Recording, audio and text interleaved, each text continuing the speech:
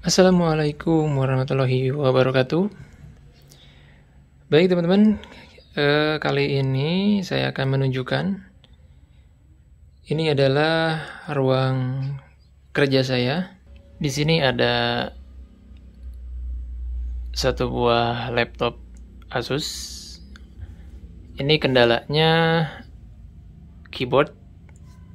Nah ini ya, keyboardnya diganti. Ini keyboard tipe tanam. Ini frame-nya dipasang di sini ya. Dan juga ini masalahnya di bagian Windows-nya karena ya mungkin update otomatis. Windows 10 itu kalau untuk yang masih menggunakan hard disk, nah ini masih menggunakan hard disk, itu berat ya teman-teman. Walaupun memang spek ataupun RAM-nya yang sudah lumayan tinggi, kalau misalkan tidak ditunjang dengan storage yang kencang juga itu memang akan menjadi permasalahan ya.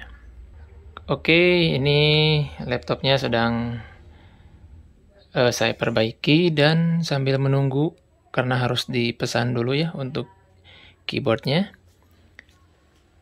Dan saya membeli si keyboard tanam ini yang milik Asus.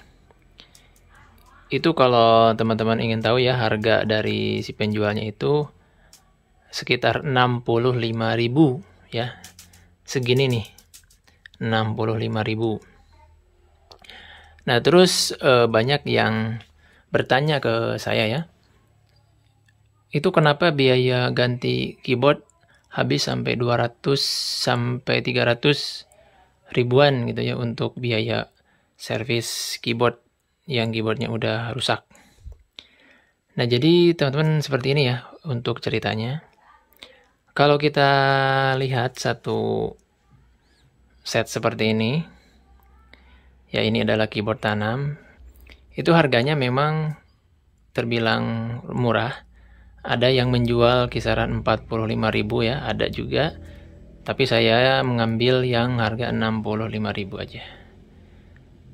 Nah, kenapa masalahnya bisa sampai mahal? Habis sampai 300.000 misalkan. Nah, itu karena untuk penggantian keyboard tanam seperti ini, ya apalagi untuk laptop yang keluaran terbaru, itu resikonya tinggi teman-teman. Yang pertama itu resikonya bisa saja nantinya si laptopnya kalau kita ganti keyboard yang tipe tanam seperti ini kan bagian casingnya ataupun framenya itu kan harus dibongkar total. Nah itu bisa saja misalkan sampai terjadi kerusakan ke komponen yang lain.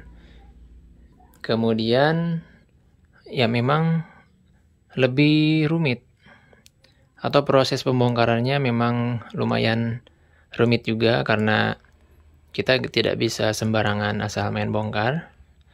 Nah kalau di saya itu pakai ini teman-teman ya. Ini saya untuk proses pencongkelan casing ataupun frame-nya itu menggunakan bekas SIM card HP. Nah saya menggunakan satu alat ini. Kalau teman-teman misalkan melihat di tempat servis menggunakan alat yang lain, yaitu tergantung si tukang servisnya. Kalau saya pribadi menggunakan seperti ini. Oke, ini kerusakannya di keyboard. Dan teman-teman jangan kaget kalau misalkan laptop dengan keyboard tanam seperti ini itu sering terjadi masalah. Ya, jadi gampang rusak. Gampang rusaknya itu kadang si tombolnya itu sebagian nggak jalan gitu ya. Misalkan tombol A-nya nggak bisa ditekan atau nggak muncul huruf.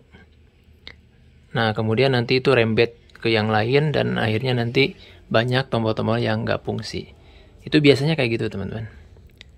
Dan tipsnya nih ya, saran dari saya untuk teman-teman para pengguna laptop dengan tipe tanam seperti ini, itu si laptopnya jangan dianggurin, jangan disimpan di lemari ataupun di tas terlalu lama.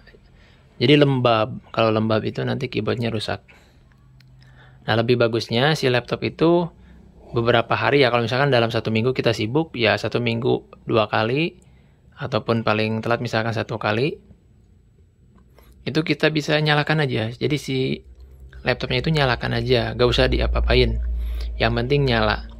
Biar apa? Biar si laptop ini anget. Kalau misalkan anget, itu kemungkinan nanti jamuran gitu ya, atau korosi di bagian keyboardnya itu minim. Jadi bakalan awet. Nah, saya juga ada sih laptop merek Toshiba dari tahun 2014 sampai sekarang. Itu nggak pernah terjadi kerusakan di keyboard ya, masih awet gitu ya. Jadi seperti itu teman-teman. Oke, next video.